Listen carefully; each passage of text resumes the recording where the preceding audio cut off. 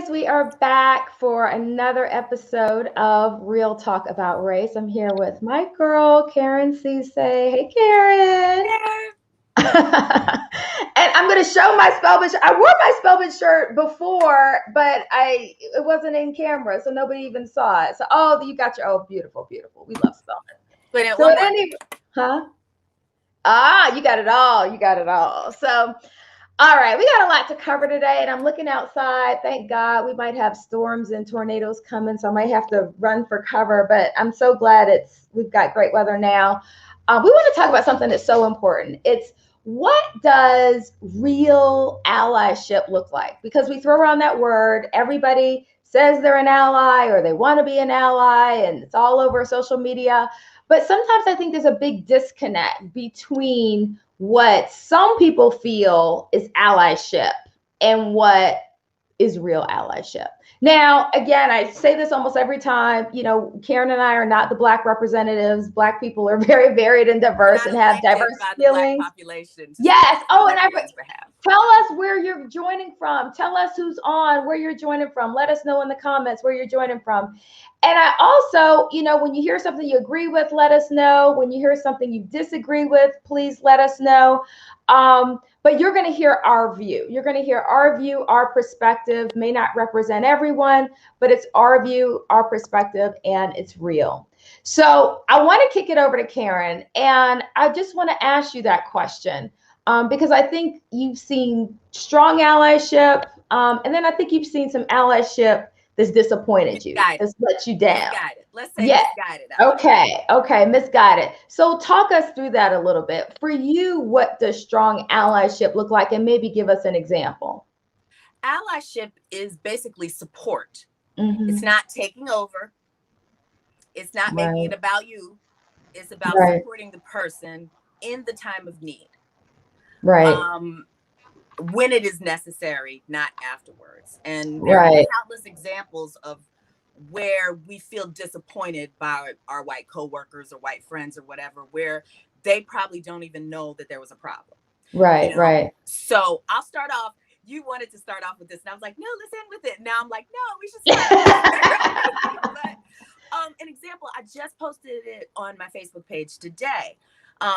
So there was this little girl who was in first grade, and they're doing the online teaching, the virtual school and everything, and everyone was supposed to make avatars through this program. And so the little girl was trying to make an avatar, and she was very frustrated. So the next day when the teacher saw her, she was like, why are you so upset? And she was like, they didn't have any black girl hair.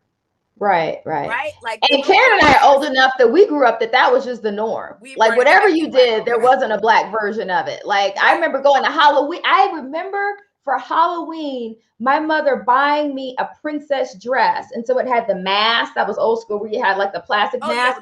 And my mother took makeup and put makeup all over the mask to try to make it look more authentic. Yeah. But most teacher, well, let me not say most teachers, especially since it's a Teachers Appreciation Week. Yes. And my mom is a retired teacher too. So I love, teachers and everything. A lot of teachers would have just been like, oh, well, just pick something. Right. Just pick something. It's fine. It's fine. Just pick something. Allyship is what this teacher did. She said, well, let's write the company. Why don't you draw some pictures of what you think the hair should look like, and let's write the company. Now the company is aware, and now they've changed it. So not only have they adjusted it for all the other little girls that wanted black girl hair, that whomever they told said, don't worry about it. Right. Or their black mom that was just like, that's how it is. You know what I mean? Right. You try to affect change. Was this teacher looking for applause for doing this? Was she looking for an award? Was she looking for all of it? No. She was trying to support her student to make her student feel included. Right. That's what we need from you. We need you to support us to be able to do the same thing that you're doing without having to explain ourselves, make excuses for ourselves, apologize for ourselves, which a lot of times that's the position that we feel like we're in corporate America, wherever, Right. And I think that and I love that story because I think it's also such a great message to send to that little girl to say, you can do something. You don't have to just, always accept it. You can step up, you can, do something. You might get what you want or you don't, but you still do have that agency. And I think that one of the points that you and I were talking about is a barrier that we feel a lot that inhibits a lot of white people in particular, white liberals, white progressives in particular, is making it, hey, Carlotta, another one of our Spelman sisters. Carlotta was on the hall with me in LLC1. Is making it about them. Talk about that a little bit. Yes. It's sometimes, I'll say this, it's always a defensiveness of the thing that's the challenge with talking about race with white people is that white people have been able to live in a world where it's black or white, good or bad, right or wrong, yes or no, and everything else gets pushed to the side, whereas everyone else lives in the gray. Mm-hmm. You know what I mean? We all live in the gray, and if you fall out of that little bit, that means you're a bad person. No, good people do bad things, bad people do good things. One action is not a determination of your character. And almost nobody is immune to biases that probably have been embedded in us, all of us, whether you're black, white, red, brown, that is just part of living up in the society. So no one is immune to that. And unfortunately, I feel like there's so much energy being put into proving that I'm a good person. That we don't focus on. That's why we don't progress. That's why we don't do anything, because all of your energy is focused on proving that you're good. So anyway, that's a digression, but keep going. Well, it's still a part of the larger point in that it's not about your feelings. I said, I'm going to talk about Falcon and the Winter Soldier. Okay. So I'm a superhero girl, always been a superhero girl. I am experiencing superhero fatigue. And so I was kind of like, okay, well, I'll catch Falcon and the Winter Soldier, whatever. I did not know it was going to be a conversation about race relations in America. And it was so dead on. And I'm not going to give anything else away. Episode 4 is like the best thing ever. Anyway, but toward the end, Bucky, the Winter Soldier, he was a killing machine. And this is about his penance and him making good and doing right by the people that he's harmed. But he wasn't feeling anything. He was still depressed. He was still upset. And so Sam told him, Sam is the Falcon, Anthony Mackie, was just like, you're focusing on making yourself feel better and not the people that you hurt. Yes. Sit with that. If your focus is about, I feel bad about this. Oh, well, I feel guilty. I feel like this. I feel like I'm a bad person. I don't care. I just need you to stop doing that.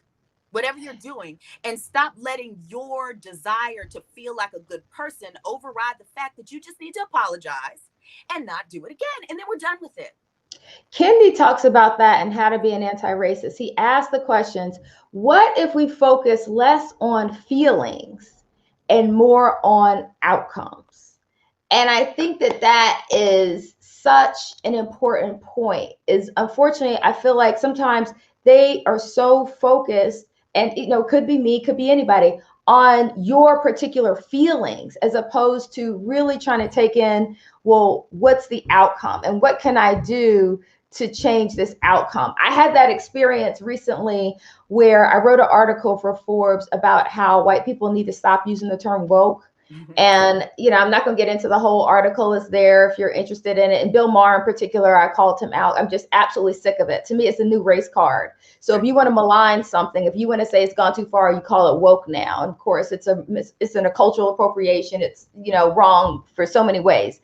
So someone else posted on their feed about the article, and they were, talking about it and saying they agreed. And a lot of people chimed in and said they agreed. And then this white woman jumped in and said, well, I've seen several white people use the term woke, and whenever they use it, they're being complimentary, and they're using it in a positive way, and so I don't see what's wrong with it. This is the problem. We're not talking about what you feel. We're not talking about what they mean. Okay, if I drink and drive and I hit somebody and they're dead. They're not less dead because you didn't because mean I didn't intend it. Okay. So again, it's about impact, not intention. So sometimes we get so caught up in what my intention was.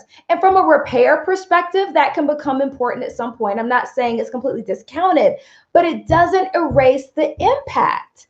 And it just amazes me how much, they can super focus on, well, that's not what I intended. That's not what, Right. okay, but Right. that's irrelevant. Right.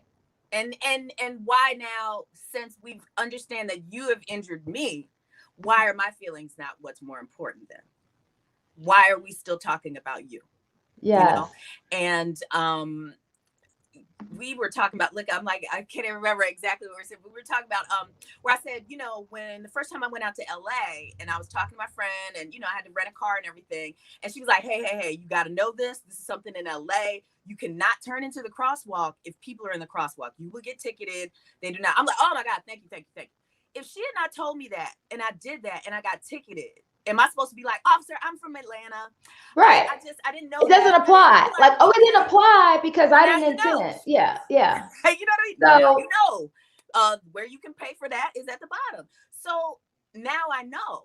And that's what we need to focus on. What do you know now? And how do you move forward from this?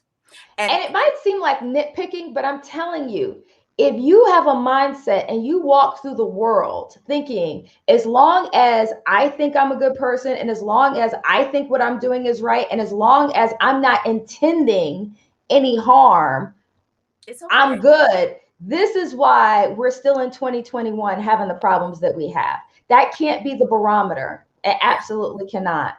It's been the barometer up until this point, and we see where we are. So obviously the world, I'm the queen of analogies, but I say, like, white people have been living in a world where Santa Claus exists. And Black people, Latin people, other people of color are living in the world where mom and dad have to bust their behinds at work and sacrifice for themselves to get these gifts. But we are really living in the world where the people of color, where Black people and people of color are working hard and sacrificing to provide Santa Claus for white people. Yeah. And that is the thing. We're not able to reap the benefits of what we're doing, and white people get to live in this delusional world where everything is just what I feel and what I think, and it doesn't matter what I'm doing to other people. Right. So let's get practical and specific. Let me share one of my examples from my corporate life, and then Karen, I want to kick it over to you to share one example. And I wanted to share this example in particular because I don't see anybody talking about it. I don't see anybody writing about it. I think Black people talk amongst ourselves about it all the time, but for some reason it's something we live so much that we just, I don't know, we kind of don't give voice to it. When we talk about microaggressions, because now, again, that's a learning point. People are learning what microaggressions are. Okay, awesome. We're going to have you back. The number one, if someone asked me, Dana, how do you feel you experience racism mostly in your life, in the workplace, in corporate, at Publix, out jogging, how is it that racism shows up mostly for you? Nobody's holding me down. Right. I shouldn't say nobody's. Of course, people have called me the N-word, but that's not a daily experience. I'm not going up to water fountains and say whites only. I mean, again, a lot of that is anachronistic. That's not what we're talking about. Racism has evolved. The way I personally experience it mostly is being ignored or being minimized. And I mean, that happened. And let me know in the comments if you're a person of color or not, if you've seen that, where the Black person, particularly if you're the only one, you're ignored or you're minimized. I've had it happen simply standing in line at Starbucks and some person just comes and gets right in front of me. And I feel like I have to say oftentimes when I'm the minority and it's mostly white people, excuse me, like I exist, like I'm here, excuse me. That's why I think Black people say Black Lives Matter. It's like we matter. We are here. Okay. You can't just ignore us. Or if I'm at work and I'm in a meeting and I might be the only Black person or the only Black female, and the conversation is going on, and it's like the chit chat, and I don't maybe have the relationships that they have, and you're just kind of ignored. It's like you don't exist. Or I make a comment, and they're like, oh, okay. And then they keep going on with whatever they want to talk about or whatever their conversation was. So my tip in terms of how to be an ally, because Karen, I think you're right. Sometimes I think that people think of allyship as this big, huge thing that you have to do. No, it's micro actions. It's small actions that you do day in and day out that really can make a difference. And in my case, it might be just calling attention to the point that I made in the meeting. So it might be, following up on a Facebook post of somebody saying something crazy. Oh, well, let me get to that in a second. That's a whole that could be a whole discussion. Right. But it's just you jumping in to say, well, wait, guys, I don't think we really considered Dana's point. I think Dana had a really interesting point or a really interesting idea. Now, for the haters out there, I'm not saying you have to agree with every Black person in the meet. That's not what I'm saying. But I'm saying if you're in a situation, it doesn't just have to be Black people. It could be any under historically marginalized community. But if you feel like they're not being heard, they're not being valued, step in, say something. Say, we haven't heard from Dana. We haven't heard. What were your thoughts on that? Yeah. To me, that's a way that you can make such a difference. We need people to step in to help give us voice, because too often we're ignored and we're discounted. And I will say, I got the line back there. So, I'm like, I will not be ignored. No, right. I'll make a big old fun, mess about it. Right. So It's like, the thing with me is that I think that, again, like we were talking about, people get focused on niceties. It's funny that Carlotta is on, because I was writing a film that I have to rewrite due to the pandemic. But writing a film about workplace, like a Black woman who was in a field where she, of course, was the only Black woman there, and, had to deal with all those types of things. And Carlotta and a lot of the other women shared lots of different experiences, and that was echoed of the being ignored. The thing that drives me crazy about white liberal women is that they will understand how this plays out in gender, but be completely close-minded when it comes to race. And that makes me even more angry, because I expect a white man not to get it, because the world is put up this way. So when I find white men that get it, I'm like, okay. But white women who are so feminist, and they'll be like, oh my God, they didn't have any women on this, so we got girl power, girl, way to go. And then I'm like, where are the Black people? Right. And certainly, it's like you can see one type of oppression, but you can't see another one. So again, historical note, of course, 1920, white women received the right to vote. And there was a lot of tension there as white women started to fight for gender equality. Unfortunately, they were not welcoming to Black women. At all. Somebody need to be at home, cleaning the house, watching their children while they were out fighting for their rights. And that's another thing, like with feminism, and I don't want to make it, because a lot of Black people have negative feelings about the term feminism because of what you say. The suffragettes were not inclusive of us at all. And what we find a lot of times with white feminists is they just want what white men want. They don't want equality for all. They just want what white men want. They want...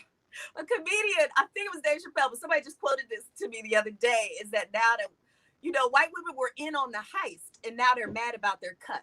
You know what I mean? And again, we're not just... Right. And again, and it's up to you now to rectify that. And it doesn't come by admonishing your family. It comes by learning who you are and where you come from. Oh, that was another point. I got my little notes, right?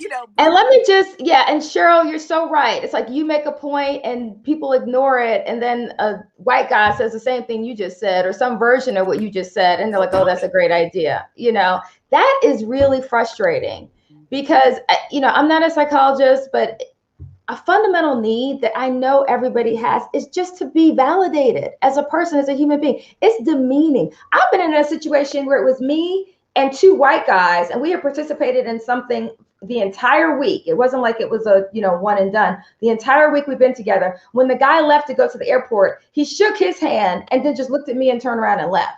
it's like I'm not even worthy enough of being acknowledged. Yeah. So And okay, I don't really have those experiences that much anymore. well, I only had But it.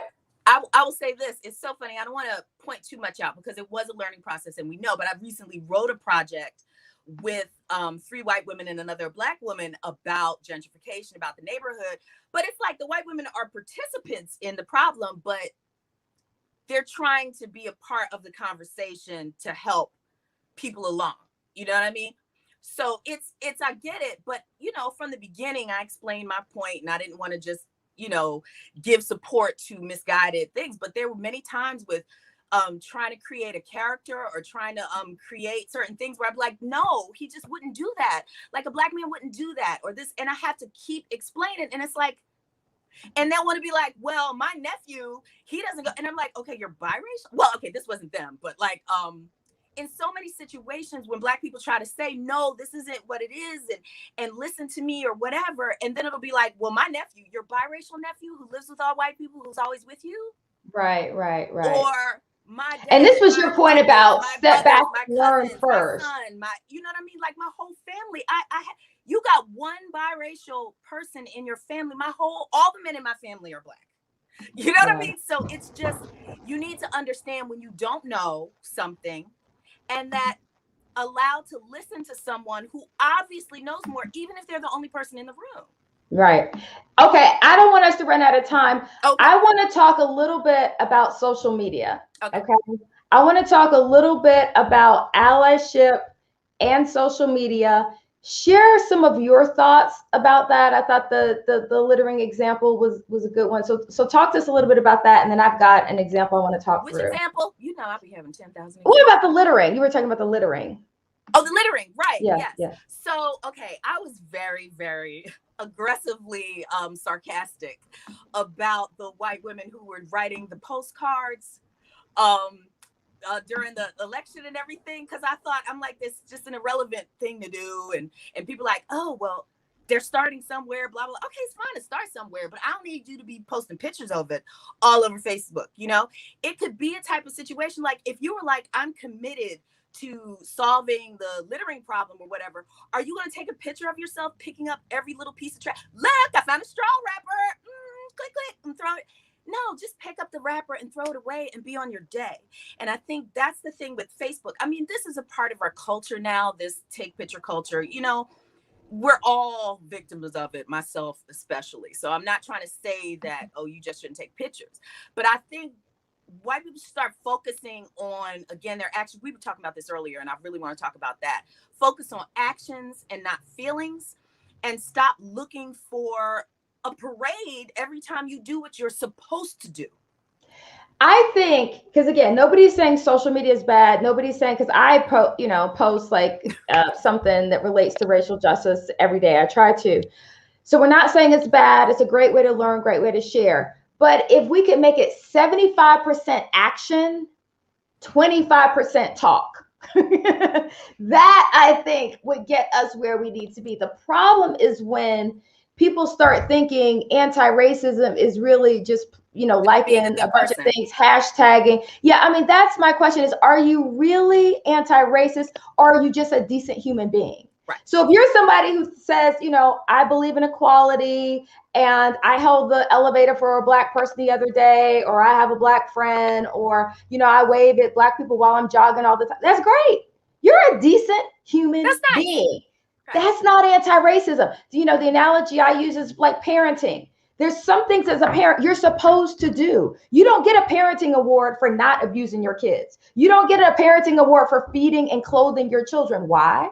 Because you're supposed to do it. So a lot of these things that, I was in the book club, or, I believe in equality. Great, wonderful. But you don't get a cookie for that. That's not what anti-racism is. And I'll put myself in that category. For most of my life, I think I was, probably more conscious than the average white person, but I wasn't actively working against racism. I wasn't actively doing that. So I was a good person, and it's great to be both. Yeah, be a good person and be anti-racist, but they're not exactly the same. Well, they're not even close to being the same thing. I do want to make an additional point about Facebook interaction. I'll say Facebook. I'm not on Clubhouse because I talk too much already, so I don't need to be in some place that's created to talk. But when you do speak, when you do add something to the thread, what are you advocating for? What exactly? Because there's a lot of white people that get on and they're liberal and they're all, oh, I voted for Obama, I voted for Biden, and da-da-da-da-da. But they're still saying stuff that's problematic. You know, and I use the example of when after the election, when you know, it was real close before the runoff and everything, and they were talking about numbers, and white women still in a majority voted one way, and Black people in a majority vote another way. And the question, like somebody posted something about white women learning more or learning, you know, whatever. And so one white woman got on and started basically, she was like, yeah, that's it. But, you know, Black people just did not come out in record numbers and da-da-da-da. I'm like, you talking about 13? So blaming right. Black so people. It Yeah. immediately turns into our fault for not, you know, our whole entire population could all come out and vote and all vote one way. And if white women vote another way, Right. that's where the vote is going to go. So when I point this out, now it's defensive. Now it's all this. And now all our mutual friends, some people are giving her all, well, she didn't mean it that way. And she, you know, she's not racist. If you met her in person and da-da-da-da-da.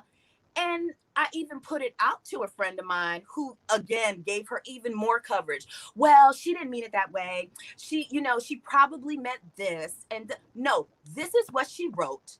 This is what she said. Right. Period. Right. And then another white friend came in and said, look, we need to do the work, talking about white women, need to do the work. Black people have been doing this long enough. It's up to us to talk to her. And she did everything that I was waiting for somebody else to do. And that's what we talk about. We need you to speak up in the moment. Right. You know, there was something that went down. There was and be unequivocal and be clear. Boom. Unfortunately, this is the truth. This is the truth. Unfortunately, I mean, let's face it, it's popular to be anti-racist now. It's easy. It's popular. It's popular. Unfortunate. Right. Well, I mean, yeah, to say, I'm sorry. It's easy to say. Thank you for correcting me. It's easy to say that. Just like Black Lives Matter. Black Lives Matter didn't just start. You could have been hashtagging Black Lives Matter, 5 years ago, but it wasn't popular then. Yeah, and if Black people used to live in your house and now you have a Black Lives Matter sign in your yard, what does that mean?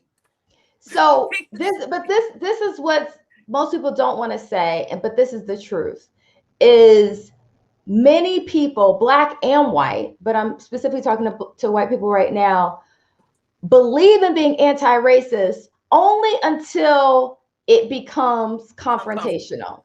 Exactly. Or there's some sacrifice or there's some risk. As soon as there's risk, then I'm going to, go back and I'm going to equivocate and, that's the problem. But the worst thing about that is when they see something go down, they don't say anything. And then after the fact, they come to you. Yes. I can't believe they said that. They don't want to be firm on social media. They don't want to be firm on social media. They want to do just enough to give you the most lukewarm support. And when I say they, again, I'm not generalizing because there's some that are absolutely strong allies. But right now, what we're talking about is weak allyship. Weak allyship is just doing enough to give some half-hearted, lukewarm, limp support. That's not what we want. We want firm, clear, I'm not down with that. Okay. But let's clarify though, when we say Luke, there's a difference between being weak support and small actions. Like when we were talking about micro actions, I really like that term. Micro actions all day. That's great. That's we want a pointed, firm action, even though it was a small action. We need firm. We need clear. Yeah. Yes, clear. We need firm and clear. And that's been a frustration of mine because I believe in being professional. I have a company called Professionalism Matters. However, I prioritize progress over popularity. Mm-hmm. And so I have, not a lot, but I have, people who say negative stuff on social media, and that's fine. People can say whatever they want. And if they want to say something about me, that's fine. But if you come in there and you're posting something that I feel is blatantly racist and is offensive, not just to me, to anybody who reads that, you're going to get a proportional response. You absolutely are. And so all these people who feel like, well, no, we can't do that. And there's the hand wringing, There's a and time for them, the place for this. euphemisms, and let's, we want everyone to be, no, we don't need to do that. How are white people going to develop any level of racial stamina if we refuse to ever be firm and clear? So there are two things that I feel strongly about. One, emotional authenticity. If you offended me, I'm offended, I am hurt. I have the right to express that emotion. And Right. you need to feel, you need to know. I'm going to be authentic with that. There is nothing wrong with that. Okay, that's Newton's first law. For every action, there's an equal and opposite reaction. And now I'm gonna keep it classy or say it however I choose to say it. I'm not gonna let anybody bring me down, but there is nothing wrong. Anger is a legitimate emotion. And then number two, we need to make it socially unacceptable for these people to post these racist, offensive, biased rants on social media. And so that's another reason why I think we need to come in firm, because then we can have other people, and I'll tag people, and then we have other people come in, and then all of a sudden now they're backtracking. And that's what we need to do, because they need to get the message that it's not okay. It is not okay, and it's not socially acceptable. But I want to really, really make a clear point, because you've several times been like, oh, white people and Black people. When we're talking about race, when we're talking about, there is no equality. We are not coming at this from the same place. So when you are trying to push forward a conversation with the Black person, we're here. Can you see there? We're here with our understanding, and you are all the way down here. I use an example. I was like, and this is a double example, because a lot of issues that I have, I'm harder on white liberals than I am on people that wear the Make America Great Again hats, right? Because white liberals will stand here and be like proud and want a parade and want all the attention for being able to count to 10. And then they want to make fun of their family members and make fun of all these people because they can only count to 5. Black people have been doing quantum physics since the 3rd grade. And we think both of y'all are ridiculous. And then when you learn how to count to 11, you're like, look at me, I'm great. And I'm like, no. Like, it is so different in your understanding of how race works and what we've experienced through a lifetime. So one, on Facebook, sometimes maybe just don't comment unless it's supporting a Black person. If you find you need to defend a white person or defend something that somebody missaid or they didn't, just leave it alone. Just don't even get into that, because you don't know what you're talking about. Another thing that I have to say, and to use with that analogy, is when you are a kid and you're being raised by your parent and you're like, oh, I'm gonna do this different and da-da-da-da-da. And then years later you become a parent and you move someplace different and you're raising something, and then you say the exact same thing that your mom said to you that you said you'd never say. It's because it's in your DNA. It's how you were raised. It was in your system and you don't even know it. There are so many things that you have been trained and just all of us have been, programmed in our own lifestyles. And we are constantly either building up on that or breaking down on that. And you can't think that just because you left your racist town, that somehow you left all of these racist thoughts behind. You come from the same place.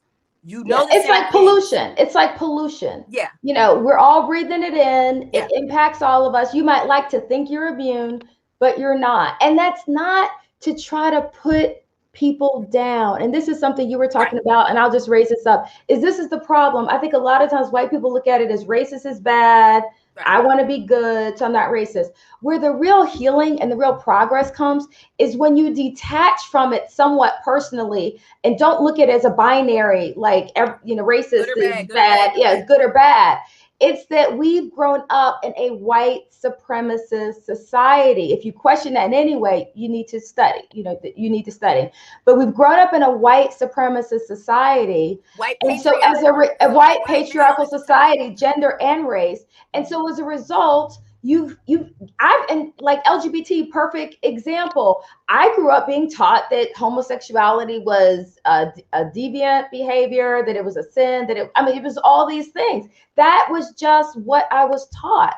And so now, when we talk about this, it's not about you're being a good person or a bad person. You really can't move forward until you are able to first start to see some of the weaknesses or some of the biases in yourself. If you're always assuming that everybody else is the problem and everybody's doing that, mind me, because everyone wants to be a good person. So everyone's saying, well, it's not me, it's everybody else. That's why we don't get anywhere. That's why we make so little progress. So when we bring these issues up, it's not to beat you down. It's not to try to make you feel bad about yourself, but it's to create awareness, because you're not going to fix a problem you don't first acknowledge. Right. When I took the IAT online, and it said that you show the implicit association test. If you want to take it online, just Google Harvard IAT. It's the implicit association test. Within about 5 minutes, it will measure your level of bias. And it does it for race, gender, for weight. It does it for like lots of different elements. And so it showed I had a moderate preference for European American or white. And at first, I didn't love getting that experiment. The whole black doll, white doll. Yeah, the doll experiment. It's famous. So with the doll experiment, it wasn't just white people who preferred white. A lot of the black kids. That was the basis for the 54 Supreme Court decision. That was one of the major elements. So it's not about your character or you're being a good or bad person. It's about your conditioning, having been raised in a white supremacist society. And so the quicker we all kind of get that, the more productive and helpful we can be from an anti-racism perspective, because one, we're not putting all our energy now into proving that we're not racist, because we say, you know what, we all have, right. and I like to say, I don't label people racist, but I say we all have racist moments. We all have bias moments. We're all racist, yeah. The racism is the system, and prejudice and discrimination is how it plays out individually. But I really want to make this point, because we hadn't even talked about this, but since you brought up the LGBTQ community, right? Because we have a way of Black people and people in the LGBT community, Q plus I. Yes. Okay. We have a tendency to play the woeful Olympics. Well, we had it worse, and I had it worse because of this, and I had it worse because of this, and I had it worse because of this. We're all functioning under this heterosexual white patriarchy, Christian patriarchy that America is. We all function under that. And when we talk about allyship, I can say this, like, I'll use an example. I was raised to where I was around gay people. My great grandmother was gay and lived with Lillian, growing up. And my mom's best friend was Kenny, and it was always normal to me. When I got to college and after college, I was hanging out in the gay community and everything. And, I would talk to people, and I would talk to my friends that left home because their father kicked them out. Or, my whole family told me I was going to hell and all of this stuff. And at 21, I'm like, oh my God, are you going to the party later? Like, I was completely clueless to, you're my friend and whatever. I was completely clueless to the pain of that. And then when I became a parent, and I'm like, I could never imagine casting my child out. I could never imagine making my child feel like that. And that is where we all have, oh, look, I'm getting emotional. That's where we all have blind spots. And it's okay. Right. We just got to learn from this. Right. And not try to pity each other. It's like it's not an oppression competition. Right. And so even though I grew up with around gay people, and I credit gay people with making me cute and teaching me how to do my makeup and all that stuff, it still was this thing, like when white people want to hang out and party with Black people, it was me want to hang out and party with gay people because oh my God, they're so much fun. And the whole pain of the experience was lost on me. Right. So it's fine. You know what I mean? We all just have blind spots, and it's not about this makes me a bad person. Right. It's about, well, what can I do to, one, make myself a better person to other people, to mankind, but to make sure that it's not it's not persistent, to make sure Right. it doesn't come up. Okay, maybe my mom thinks, okay, my mom does, but maybe if it's like, oh, grandma and grandpa think like this, okay, well, they're from a different era, let me explain to you how things are. Right. And that's the thing, when we ask white people to talk about race to your family, because of course we're not going to make a difference talking to white people who are just straight up obviously aggressively discriminatory. You have to, and you can't come from a place of, I can count to 10 and you can only count to 5. You have to come to a place of, let me help you get to 10. And right. for order for you to know that, you have to know where you are authentically and not think you're further along in the game than you are, because you're probably not. That is a great point to end on, because we're at 40 minutes. I keep saying I'm trying to keep these shorter. And thanks, Allison, for chiming in. That's a great point to end on. Another way allies can be so helpful is with those white people in particular who are not going to be open, who are not going to listen to me, who are not going to be influenced, who are going to discount me almost immediately. I'm going to be disarming for them. So that's another way you can, because it's funny, when I first started these, I was talking to this white guy who was doing this ally work and anti-racism work. And I was telling him about who my audience is. I'm like, my audience is really white progressives, white moderates who are trying to do this work, but they may not be hearing what some Black people don't want to say to them. They may not be hearing that authentic conversation, or they may not have many authentic, close, personal Black friends who maybe would share more openly. And so he was talking about like the Trumpers and the overt racists. Right. And he was like, but somebody needs to talk to them. And I'm like, but it's not going to be me. And I'm like, you need to talk to them, So that's another way allies can be so helpful. But you got to meet people where they are and not where you think they should be. Yes. And I want to go back to where they are. I told people to ask questions. Craig, should a minority that has media attention use it to draw attention to other minorities being abused?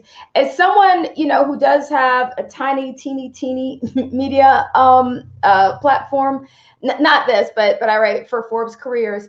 I believe that anyone who has a platform should use that platform for good, period. So, that's just what I feel. And so I've consciously been writing a lot about anti-racism. Remember that point I made when we were talking offline? I was just like, we talk a lot about the Karens. And I'm a Karen officially. I will ask for a manager. Yes, please close on that. This is such a good point. So much attention has been played to these Karens or whatever. And I've got a lot of good Karens in my life who are white. And it's Allison's watching. What's up, girl? She definitely is part of the progress. Does everybody know what Karen is? Karen's like the term they're using for like white female allies, who weaponize victimhood, right. And knowingly so. Right. When that Karen power is harnessed and used for good, I mean, white women cannot be stopped. If a white woman is into something and this is what she wants to do, you're gonna listen to her and she's gonna make herself heard. We need that and we want that, and we don't want you to feel like we just want you to shut up. We want you to shut up if you don't know what you're talking about. But if you know what you're talking about and you're in a position to help the conversation, then do so. By all means, do so. Don't come to me looking for a star, because you're not going to get it from me. Right. But do it for yourself and learn who you are and where you come from and how you can help. Yeah, it's using the privilege. Right. You've got the privilege. Use the privilege. Be the one to question, well, we're using the same suppliers over and over. Maybe we should revisit our suppliers. Or how come, we don't have any Black speakers, I noticed, on the speaker lineup?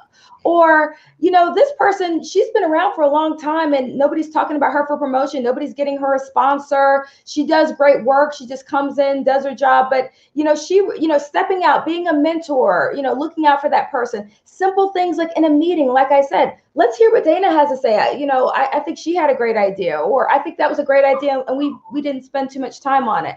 There's so many ways. Take those micro actions. That was my coin that I termed in the past 40 minutes. Girl, go on and copyright that. Yes, but small things to help advance anti-racism. If you'll spend 75% of your time doing the work, acting, and 25% of the time talking about it, we can make real progress. And I think that's for all of us. Yeah. But I want to thank you guys. We're coming up on 45 minutes. Thank you, Karen. As always, you are awesome. My LinkedIn Learning course, I believe, is launching tomorrow. So if you want to learn more about how to speak up against racism at work, I believe it's actually launching tomorrow. We got lots of great tips in there. If you're that person that says, yeah, I want to speak up, but I'm not quite sure how to do it, or I'm not sure, I heard a microaggression, I want to say something, but I'm not quite sure. Or in our meetings, this person always gets talked over, but I'm not sure if I should intervene or not. You want to check out this course. Lots of great practical techniques. So join us next time, first and third Tuesdays at noon. Bye, guys.